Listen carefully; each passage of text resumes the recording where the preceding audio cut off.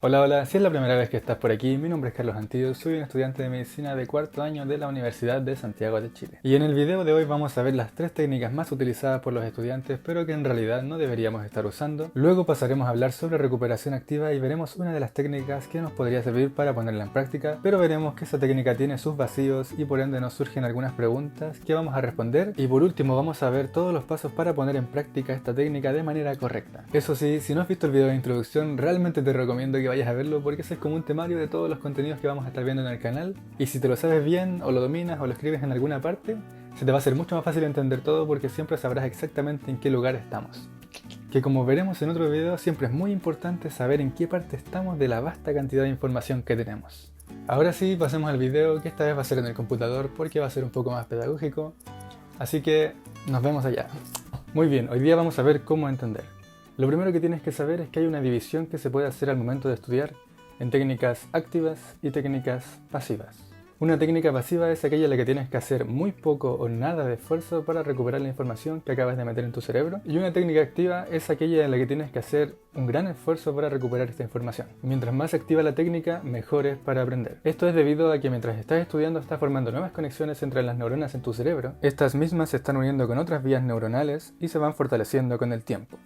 ¿Y qué tiene que ver esto? Lo que pasa, y esto es muy importante que lo recuerdes, es que mientras más difícil nos es el proceso de estudiar en sí, y más esfuerzo hacemos, más aprenderemos, porque más fuertes serán las conexiones que se van formando en nuestro cerebro. Y recuperar la información activamente requiere de un gran esfuerzo. Dicho eso, continuamos. Como nadie nos enseña a estudiar, tendemos a hacer lo que pensamos que es intuitivamente correcto. Estas que ven aquí son las técnicas más frecuentemente utilizadas y lo pueden ver en sus círculos cercanos si se fijan con atención, o si les empiezan a preguntar directamente cómo estudian. A modo de resumen, las tres son muy pasivas, pueden llegar a ser un poquito menos pasivas dependiendo de cómo las utilicemos, pero aún así la utilidad comparada con la otra técnica que vamos a ver es muy baja. Releer. Es la más nombrada y a la vez la técnica de elección en la mayoría de las personas que la nombran. Muchas veces se hace solo para terminar de estudiar rápido y otras veces realmente uno piensa que sirve, pero releer es muy pasivo y nuestro cerebro no tiene que esforzarse por recuperar la información. De hecho, ni siquiera está recuperando, solo está recibiendo y recibiendo. Tú podrás decir, pero yo he sobrevivido releyendo toda mi vida. Tiene cierto grado de utilidad, pero comparado con otras técnicas, releer es en realidad bastante pasivo y de muy baja utilidad. Pero si releer funciona para ti y estás feliz con tus resultados, entonces en realidad no sé por qué estás viendo este video. Pero si no funciona para ti o no estás feliz con tus resultados, entonces considerarás aplicar una de las técnicas que te voy a mostrar después. Destacar. Esta cosa que a todos nos gusta hacer en algún momento de nuestras vidas, porque sí, nos sentimos productivos, como hey, estoy destacando y con diferentes colores y además se ve muy bonito. Con respecto a esto podemos decir tres cosas. Hay una forma que es completamente pasiva, que es cuando estamos leyendo y destacando a la vez. Pensamos que haciéndolo de alguna forma nos quedará mejor grabado, pero tristemente no es de mucha utilidad y además a veces se termina destacando casi todo, y si lo piensas bien, si destacas casi todo es prácticamente haber destacado nada. Hay un caso en el que puede funcionar, cuando sabes cómo hacerlo, pero aún así es considerado de baja utilidad en comparación a otras técnicas. Además tienes que tomar todo ese entrenamiento y solamente para que llegue a ser de baja utilidad. No lo sé, yo tomaría otra opción. Y la última es que hay algunos casos en los que es muy útil, pero no para estudiar en sí ni para aprender, sino para hacer otras cosas que veremos en detalle en otro video.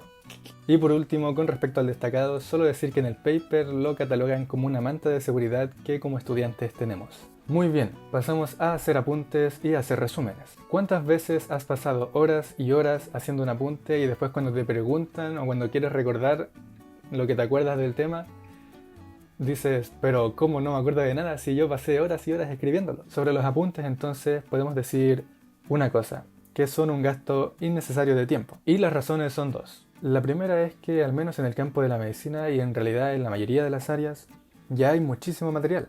Hay montones de libros, montones de revistas, montones de artículos, por lo que no es necesario hacer tu propio apunte. La información ya está. Ok, ahora tú me podrías decir, pero Carlos, un libro es demasiado, yo quiero algo más acotado. Bueno, también hay resúmenes, apuntes, transcripciones de clases. Mucha gente ya los ha hecho por ti. Tú solo tienes que ir, agradecerlo y ocuparlos para aprender. Y la segunda razón es que es completamente pasivo. Si estás haciendo un resumen a la vez que vas leyendo tu libro, es muy pasivo. ¿Y puede llegar a ser activo? Sí, pero te tomará muchísimo tiempo. Y es mejor hacer o aplicar la técnica que veremos después. Y sobre resumir, podemos decir que es de muy baja utilidad si no sabes cómo resumir, pero aún así, si sabes cómo resumir, es de una utilidad intermedia. A todo esto, los links a los estudios científicos van a estar aquí abajo para que los puedan revisar si es que quieren. Son muchísimas páginas, pero pueden hacerlo si es que tienen tiempo para hacerlo. Yo creo que vale la pena revisarlos para que así nos quede grabado en nuestra mente y que científicamente no deberíamos estar destacando, ni releyendo, ni haciendo resúmenes, ni apuntes. Ya están. ¿Para qué hacer los apuntes y resúmenes? Muy bien, Carlos, me dejaste sin armas, ya no puedo releer, ya no puedo destacar, ya no puedo hacer resúmenes ni apuntes.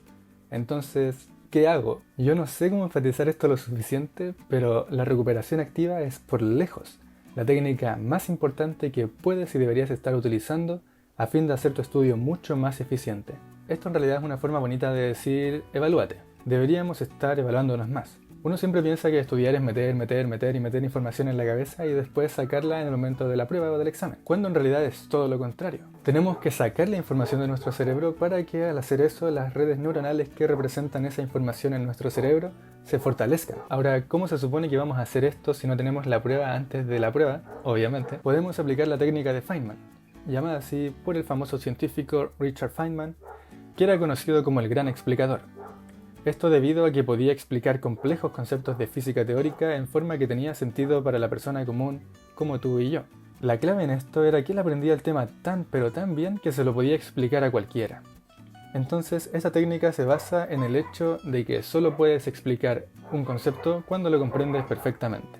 Y ahí les dejo una frase que dijo este otro famoso científico y que es muy cierta. Esta técnica tiene varios pasos, y los pasos que usualmente nos dicen son los siguientes. Elige un tema, estudia el tema, explica como si se lo estuvieras explicando a un niño de 5 años, de esa forma nos estamos evaluando.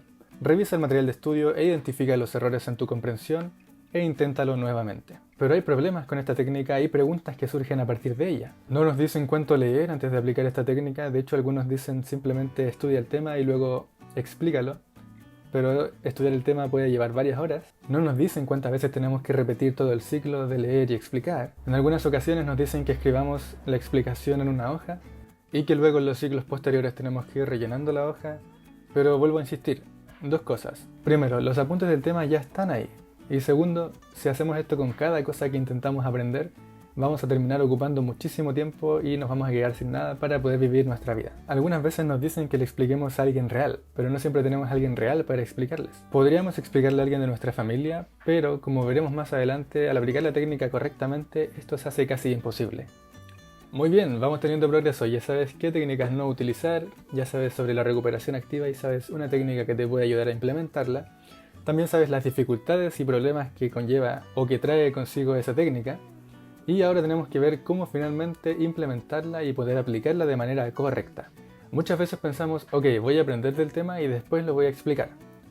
Pero ¿cómo lo vas a aprender en primera instancia si eso es lo que estamos buscando con esta técnica? Esto nos lleva a una de las frases importantes de este video, que es que la evaluación tiene que estar y tiene que ser parte de todo el proceso de aprendizaje. ¿Y cómo hacer esto? Bueno, aquí les presento la técnica de Feynman modificada por mí.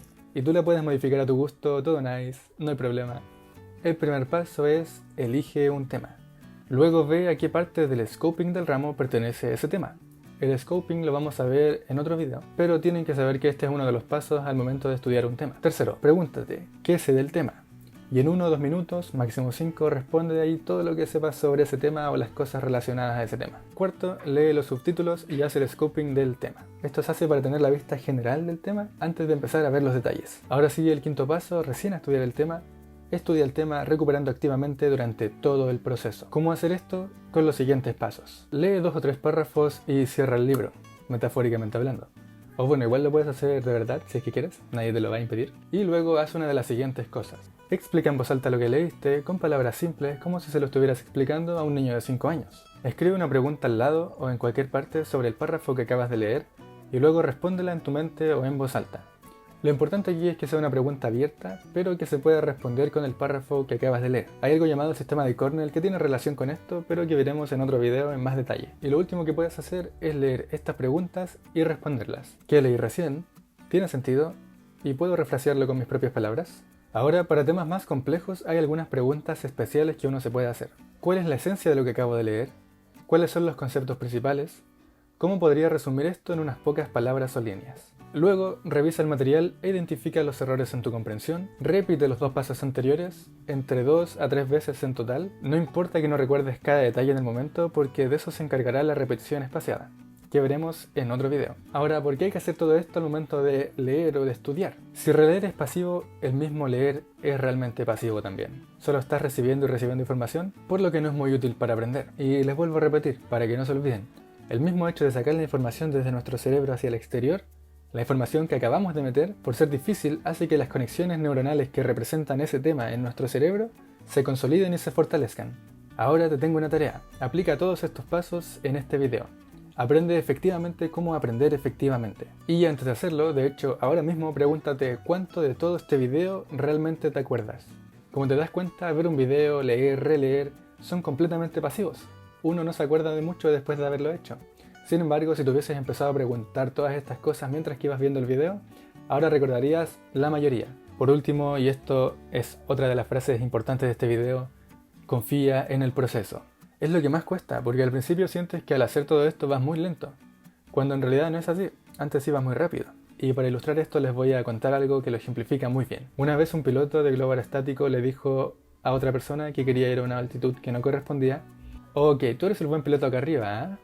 ¿Quieres ir muy rápido en la dirección equivocada o lento en la dirección correcta? Con esto dicho, quiero decirte que en realidad no vas lento, porque si lo miras desde afuera y tienes una visión más general de todo el estudio, te darás cuenta de que los repasos posteriores van a ser mucho más rápidos. Como penúltima cosa, recuerda que la recuperación activa, sí, es la más importante técnica que puedes estar aplicando, pero solo es una más de todas las herramientas que tienes que utilizar, como el plan de estudio, el scoping, la tabla de revisión retrospectiva, entre otras. Y por último, surge una pregunta. Ahora que aprendimos sobre este tema, ¿cómo nos aseguramos de que no lo olvidaremos? Aquí es donde entra en detalle la repetición espaciada que veremos en un próximo video. Eso es todo por hoy, suscríbete y activa la campanita para que te lleguen las notificaciones de los próximos videos. Y como siempre les dejo aquí un versículo para que puedan leerlo y meditar en él. ¡Nos vemos!